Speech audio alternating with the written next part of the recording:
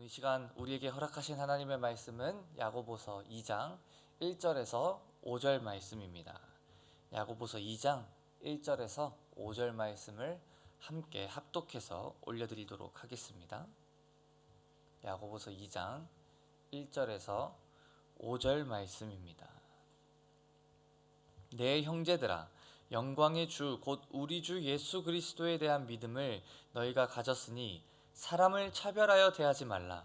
만일 너희 회당에 금가락지를 끼고 아름다운 옷을 입은 사람이 들어오고 또 남루한 옷을 입은 가난한 사람이 들어올 때에 너희가 아름다운 옷을 입은 자를 눈여겨보고 말하되 여기 좋은 자리에 앉으소서 하고 또 가난한 자에게 말하되 너는 거기 서 있든지 내 발등상 아래에 앉으라 하면 너희끼리 서로 차별하며 악한 생각으로 판단하는 자가 되는 것이 아니냐.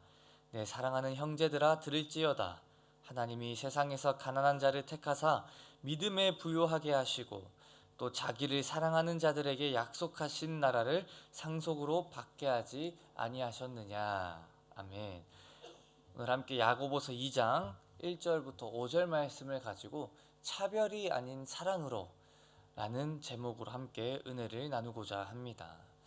저희가 지난주부터 이제 야고보서 1장을 저희가 함께 살펴봤고, 이번 주부터는 2장에 와서 또 1장에서 말했던 죽어있는 믿음이 아니라 우리가 행함이 있는 믿음, 즉 살아있는 믿음을 가지고 나아가야 하는데, 그렇다면 이런 살아있는 믿음이 가진 생명력에 관해 대해서 이것이 그럼 어떤 것인지, 어떤 모습인지를 좀 더 자세하게 설명하기 시작합니다.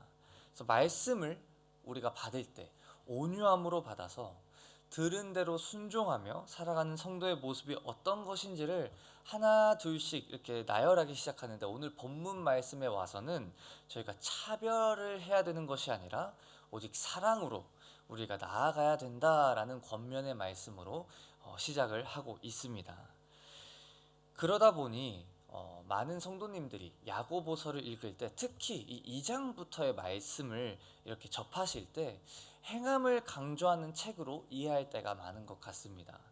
하지만 저희가 오히려 야고보서를 이렇게 묵상하고 함께 나눌 때 한 가지 저희가 염두에 둬야 되는 것은, 이 야고보서는 행함을 강조하면서 이 믿음을 저버리거나 혹은 이 믿음보다는 행함을 더욱더 중요시 여기는 책이 아니라 오히려 참된 믿음을 강조하는 책이다라고 이해하는 것이 앞으로 묵상할 때 좀 더 편하실 것 같습니다. 왜냐하면 이 행함 그 자체를 강요하는 것보다는 이 믿음이 어떠한 것인지를 설명을 하다 보니 이 참된 믿음을 가진 자로서 살아있는 믿음, 즉 행함이 동반될 수밖에 없는 믿음을 설명하다 보니 이제 2장부터는 조금 더 우리가 우리 삶 속에 보여져야 되는 행함을 설명을 할 수밖에 없다라는 것입니다.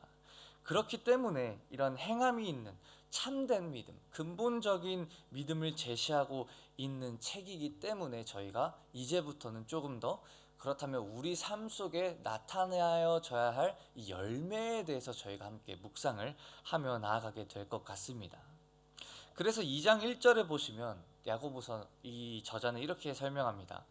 내 형제들아, 영광의 주 곧 우리 주 예수 그리스도에 대한 믿음을 너희가 가졌으니 사람을 차별하여 대하지 말라. 우리가 여러 가지 삶의 열매들과 행함의 열매들을 맺어야 되는데, 그 전제 조건이 이렇습니다. 주 예수 그리스도에 대한 믿음을 가졌기 때문에, 우리 안에 우리가 예수님을 향한 참된 믿음이 있기 때문에 차별을 하지 말라고 말씀하십니다. 참된 믿음을 가진 자이기 때문에 이러한 열매가 우리 삶 속에 맺어질 수밖에 없다는 것이죠. 그러면서 야고보는 이 차별의 문제를 짚고 넘어가기 시작합니다. 우리 예수님께서는 우리에게 두 가지 말씀을 또는 계명을 주셨습니다. 하나님을 사랑하고 내 이웃을 내 몸과 같이 사랑해야 된다라고 이렇게 말씀하셨습니다. 하지만 저희가 돌이켜보면, 특히 우리가 연약한 인간의 몸으로 입고 있기 때문에 이 인간의 역사 속에서 저희가 돌이켜보면 어떤 한 특정한 공동체를 이루게 됐을 때부터 저희는 항상 그 안에서 동등한 위치가 아니라 한 개인의 능력에 따라서 사회적인 위치나 지위 또는 서열, 그리고 그로 인해서 발생되는 차별과 대우를 받고 지내왔습니다. 심지어 저희가 조그마한 공동체를 이루게 되더라도 그 안에서 개개인의 능력에 따라서 위치가 암묵적으로 정해지고 또는 리더격인 사람들이 정해질 때도 있죠. 그래서 이러한 어떤 현상은 쭉 늘상 발생해 왔고 있어 왔지만, 여기서 문제는 이러한 세상의 법칙이 교회 공동체 안에서도 동일하게 적용되어지고 있고, 또 건강하게 적용되어지는 것이 아니라 오히려 건강하지 못한 모습으로 적용이 되어지고 있었다라는 것입니다. 하지만 야고보 사도는 우리가 받은 그 하나님의 사랑을 우리가 기억하게 하면서 우리도 동일한 모습으로 이웃을 사랑해야 된다라고 권면하기 시작하고 있습니다. 그래서 2절부터 4절까지의 말씀을 보시게 되면 이렇게 권면하고 있습니다. 만일 너희 회당에 금 가락지를 끼고 아름다운 옷을 입은 사람이 들어오고 또 남루한 옷을 입은 가난한 사람이 들어올 때 너희가 아름다운 옷을 입은 자를 눈여겨보고 말하되 여기 좋은 자리에 앉으소서 하고, 또 가난한 자에게 말하되 너는 거기 서 있든지 내 발등상 아래 앉으라 하면 너희끼리 서로 차별하며 악한 생각으로 판단하는 자가 되는 것이 아니냐라고 이렇게 말씀하고 있습니다. 지금 야고보 사도는 초대교회 안에서 행해지고 있었던 세상적이고 세속적이었던 이 관행을 거침없이 비판을 하고 있습니다. 2절에 보시게 되면 금 가락지를 끼고 아름다운 옷을 입은 사람들을 눈여겨보고 좋은 자리를 그들에게 양보하고 있었다고 합니다. 이때 당시 금 가락지를 끼고 좋은 옷을 입었던 사람들이 어떤 사람들이었었냐면 로마 제국의 기사 계급에 속했던, 즉 귀족 계급에 속했던 부유한 사람들 또는 그에 상응하는 돈을 이미 가지고 있었던 부자들에게만 허락되어졌던 행위가 바로 이 금 가락지를 끼는 행동이었습니다. 즉 그냥 부유했던 것뿐만이 아니라 사회적으로 높은 지위를 가지고 많은 사람들이, 지금 우리가 21세기 때 빗대어서 좀 비교를 해보자면 좀 높은 공무원이거나 아니면 누가 봐도 참 부자의 삶, 부유한 삶을 살고 있었던 사람을 의미하고 있습니다. 그런 사람들에게는 교회 안에서 사람들이 왔을 때 높은 자리, 좋은 자리를 이렇게 양보를 하고 있었고, 반대로 남루한 옷을 입은 사람이 있었다라고도 표현합니다. 이 가난한 사람의 옷을 표현하는 이 남루한이라는 단어는 또 성경의 다른 곳에서 더러운 것을 내어버리라 라고 했을 때 더러운 것을 표현했을 때 쓰여졌던 단어입니다. 즉 그냥 좀 약간 수수하거나 그냥 심플한 옷이 아니라 더럽고 해진 옷을 뜻하는 의미죠. 즉 남루한 옷을 입은 사람이 왔다는 것은 정말 가난하지만 얼마나 가난하냐, 정말 더러워지고 막 다 풀어 헤쳐진 그런 옷을 입고 왔다라는 것입니다. 그런 사람들이 왔을 때 성도들이 이 교회 안에서 좋은 자리는 부자, 금가락지를 끼고 좋은 옷을 입은 사람에게, 그리고 좋지 않은 자리는 이 남루한 옷을 입은 사람들에게 이렇게 줬다라는 것이죠. 저희가 생각해보면 교회 안이 아니더라도, 굳이 교회 안이 아니더라도 세상에서도 강한 자에게는 약한 모습으로, 약한 자에게는 강한 모습으로 반응하는 모습은 정말 좋지 않은 모습이라 여겨지며 욕을 먹는 모습입니다. 하지만 이러한 모습이 교회 안에서 존재하고 있었다라는 것이죠. 돈 많은 사람, 부유한 사람, 사회적으로 성공한 사람, 이런 사람들은 존대를 받는 반면 그와 반대로 가난하고 궁핍하고 보잘것없게 여겨졌던 그 사람들은 모욕과 무시를 당했던 이 모습이 초대교회에 존재했기 때문에 야고보 사도는 지금 이렇게 권면을 하고 있었다라는 것입니다. 그리고 이런 모습이 얼마나 하나님 앞에서 큰 죄인지를 깨달을 수 있도록 4절에 이렇게 설명을 합니다. 우리 4절 말씀을 다시 한번 봤으면 좋겠습니다. 너희끼리 서로 차별하며 악한 생각으로 판단하는 자가 되는 것이 아니냐. 악한 생각으로 판단하는 자가 된다라는 이 표현을 저희가 원문 말씀으로 좀 보게 되면, 이 직역된 해석을 저희가 다시 보자면 악한 생각을 가진 재판관이 된다라고 번역이 되어 있습니다. 하지만 사랑하는 성도 여러분, 우리가 성경에서도 알 수 있듯이 오직 누군가를 재판할 수 있는 그 재판관의 자리는 하나님만이 맡으신 역할인 줄 믿습니다. 하나님만이 맡으신 그 재판관의 역할을 지금 야고보 사도는 성도들로 하여금 너희들이 지금 그 자리에 앉아서 너희들이 지금 하나님의 자리에 앉아서 지금 하고 있다라고 적나라하게 지적하고 있다라는 것이죠. 높이시기도 하시고 낮추시기도 하시는 그 하나님보다 앞서서 성도들이 스스로 하나님 자리에 앉아서 누군가는 높이고 누군가는 낮추고 그 수치의 자리에 두지 결정하고 있었다라는 것입니다. 하나님의 자리에 앉으려고 했던 그 모습, 이것이 우리가 가장 피해야 할 교만의 모습인 줄 믿습니다. 이 죄라고 우리가 죄를 생각을 해봤을 때 수많은 것들이 떠오르죠. 하지만 그것들은 죄의 열매일 뿐이지 죄의 근본적인 그 근원적인 죄는 어떤 것이냐면 에덴 동산에서 저희가 알 수 있습니다. 아담과 하와가 그 선악과를 따먹을 때 왜 선악과를 따먹게 됐습니까? 하나님과 같이 될 수 있다라는 그 말에 그 마음에 그들이 선악과를 따먹게 됩니다. 즉 그들은 하나님이 있어야 할 그 자리에 본인들이 앉고 싶었다라는 것이죠. 본인들이 하나님의 자리에 앉아서 하나님과 같이 돼서 무엇이 선이고 무엇이 악인지를 결정하는 그 자리에 앉고 싶었기 때문에 그들은 선악과를 따먹게 됐습니다. 즉 이 죄라는 것은 우리가 하나님이 마땅히 있어야 될 그 자리에 하나님을 비키게 하고 우리가 그 자리에 앉는 그런 마음이 바로 이 죄라는 것입니다. 그리고 이런 교만한 모습이 초대교회 성도들 가운데 있었고 지금 우리도 동일한 말씀을 묵상하며 이러한 교만한 모습이 우리에게는 있지 않은지 돌아보는 축복이 있기를 소망합니다.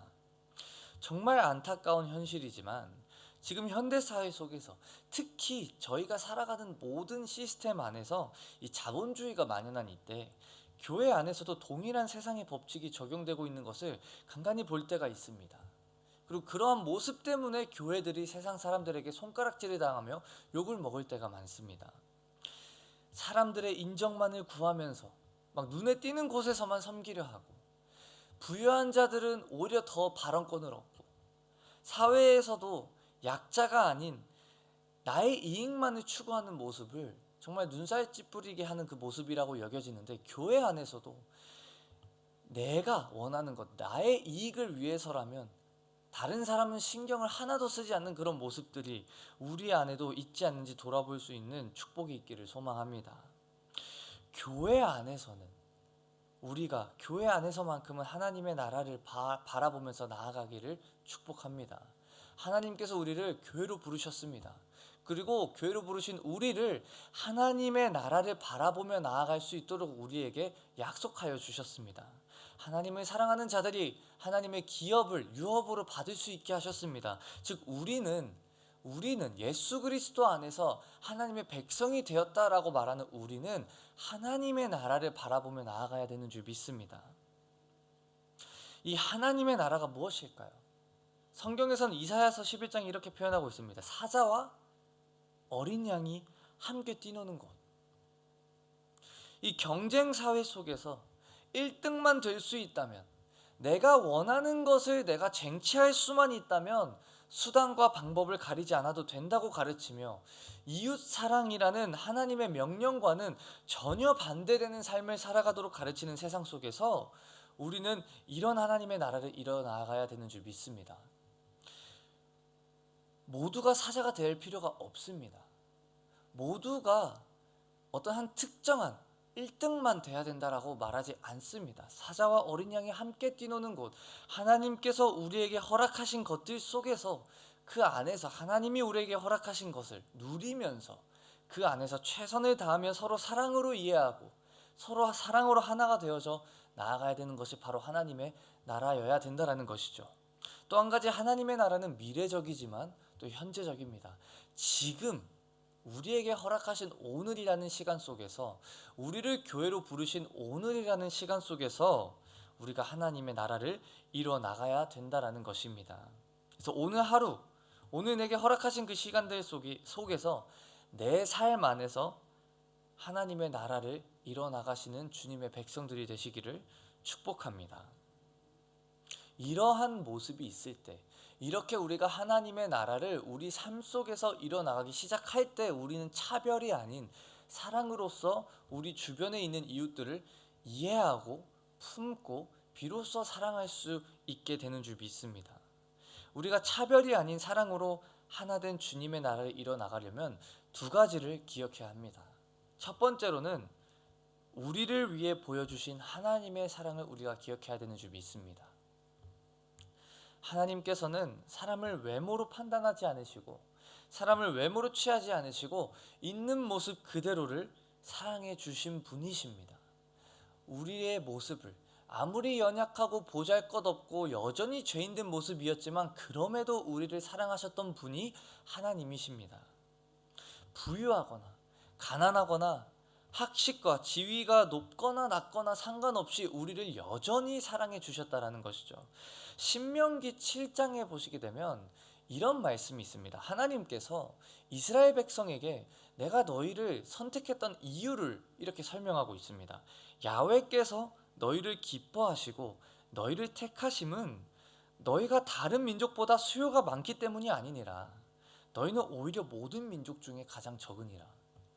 하나님께서 이스라엘 백성을 고르시고 선택하시고 사랑하셨던 이유가 경제적으로 뛰어나서 또는 민족성이 뛰어나서 내가 말하면 잘 들어줄까봐가 아니라 또 군사적으로 강하고 주위를 점령했던 대강국이어서가 아니라 오히려 모든 민족 중에 가장 작았던 민족이었기 때문에 그저 오히려 모든 민족 중에서도 가장 보잘것없었던 민족이 이스라엘 민족이었다고 합니다. 하지만 하나님께서 그 이후의 말씀부터 이렇게 설명하십니다. 내가 너희를 사랑해서 조건 없는 사랑을 베푸셨다고 기록합니다. 야훼께서 다만 사랑하심으로 애굽에서 너희를 속량하여 내셨고 인도하셨다라고 이렇게 기록하고 있습니다. 우리가 하나님께 받은 사랑이 그런 사랑입니다. 조건이 없는, 뭐가 되지 않아도 되는 그런 사랑, 그저 받기만 하면 되는 사랑을 받은 그리스도의 자녀가 바로 우리라는 것이죠. 이 사랑을 우리에게 주시기 위해서 하나님께서 행하신 일들이 있다라는 것입니다. 예수 그리스도께서 또 하나님께서 독생자이신 예수 그리스도를 이 땅 가운데 보내주신 그 놀라운 사랑의 역사, 본체 하나님이신 예수님께서 육신의 몸을 입고 이 땅 가운데 내려오셨다라는 거죠. 우리를 사랑하시는 것에서 끝나시는 것이 아니라 그냥 내가 직접 내려가야겠다라고 결정하시고 직접 오셨다라는 겁니다. 하지만 여기서 우리가 염두해야 되는 게 이것입니다. 우리에게 직접 오시기 위해서 감수하셨던 것이 있습니다. 본인이 당연히 본인의 것이었던 그 권리들을 내려놓으셨습니다. 내가 할 수 있는 건데, 내 건데, 이런 나의 권리를 내려놓고 우리를 사랑하셨다라는 것이죠. 우리가 주님께 받은 이 사랑을 묵상하게 될 때 우리도 비로소 내 자신을 내려놓고 우리에게 나아오신 그 주님의 사랑을 닮아갈 수 있게 되는 줄 믿습니다. 지금도 우리는 교회 안에서 또는 교회 밖에서 차별로 상처받는 지체들을 볼 때가 있습니다. 차별이 생기는 이유가 바로 내가 차별할 수 있는 위치와 입장이라고 생각해서입니다. 4절에서 읽었던 것처럼 내가 판단하는 그 자리에 서 있기 때문이죠. 이런 교만이 우리 교회 안에서 뿌리채 없어지기를 축복합니다. 그저 내가 받았던, 나는 사랑받을 수 없었던 존재였지만 그럼에도 주님께서 나를 사랑하시고 또 나를 사랑하시기 위해서 본인의 어떤 권리들과 마땅히 취할 수 있었던 것들을 다 내려놓으면서까지 우리를 사랑하신 그 모습을 우리가 닮아가며 이웃을 사랑하며 나아가는 주님의 백성이 되시기를 주님의 이름으로 축복드립니다. 내가 지금 화낼 수 있지만, 내가 지금 이게 취할 수 있는 나의 권리이지만, 내가 요구할 수 있는 나의 것이지만 이런 자기중심적인 마음을 내려놓고 무엇이든지 간에 합력해서 선을 이루며 하나님의 뜻을 구하는, 하나님이 원하시는 것이 무엇일까를 생각하며 이웃을 사랑으로 나아가는 하나님 중심적인 마음으로 나아가는 주님의 백성이 되시기를 주님의 이름으로 축복합니다. 그리고 우리가 차별하지 않기 위해서 기억해야 되는 것, 그 두 번째는 바로 이것입니다. 나만 생각해야 되는 것이 아니라 타인에게도 관심을 가져야 된다는 것입니다. 요즘은 너무나도 개인주의가 강하고 개인주의적인 성향이 점점 더 커지는 그런 세대 속에 살아가고 있습니다. 하지만 야고보 사도는 8절과 9절에 이렇게 말하고 있습니다. 너희가 만일 성경에 기록된 대로 내 이웃 사랑하기를 내 몸과 같이 하라 하신 최고한 법을 지키면 잘하는 것이거니와 만일 너희가 사람을 차별하여 대하면 죄를 짓는 것이니 율법이 너희를 범법자로 정죄하리라. 이웃을 사랑하는 것이 최고한 법이라고 이렇게 표현하고 있습니다. 여기서 이 최고한이라는 단어는요, 원어로 보시게 되면 왕같은, 왕적인 또는 고상한 또는 숭고한이라는 뜻을 내포하고 있습니다.